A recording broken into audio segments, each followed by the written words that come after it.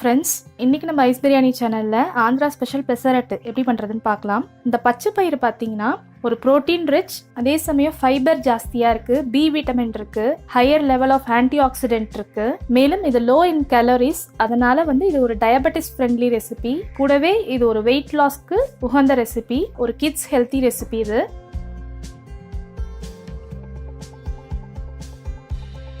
ஏன்னா பச்சை பயிறு அரை கப் எடுத்து ஓவர் நைட் ஊற வச்சிருக்கேன். இல்லை 5 மணி நேரம் ஊற வைத்தாலும் போதுமானது.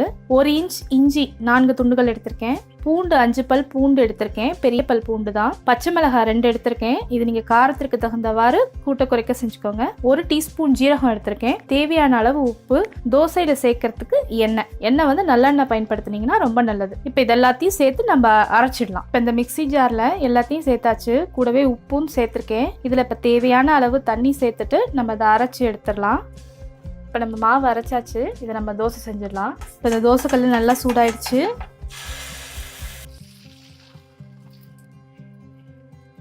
சுற்றி எண்ணெய் ஊற்றிக்கலாம்.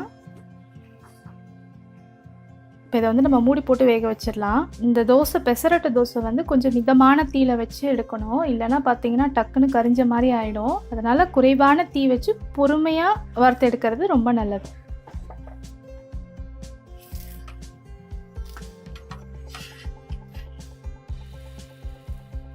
ஆந்திரா ஸ்பெஷல் பெசரட்டு, அதாவது பச்சை பயிறு தோசை இங்கே தயாராக இருக்குது. இது நாங்கள் இன்றைக்கி தேங்காய் சட்னி, தக்காளி சட்னி கூட சேர்த்து சாப்பிட போகிறோம். இதுக்கு இஞ்சி சட்னி ரொம்ப நல்லாயிருக்கும். இது ஒரு ஆரோக்கியமான ஒரு ரெசிபி. இதை நீங்களும் உங்கள் வீட்டில் செய்து பாருங்கள். செய்து பார்த்துட்டு உங்களோட கருத்துக்களை என்னோட பகிர்ந்துக்கங்க. ஐஸ் பிரியாணி சேனலை மறக்காமல் சப்ஸ்கிரைப் பண்ணுங்கள், லைக் பண்ணுங்கள், ஷேர் பண்ணுங்கள். நன்றி.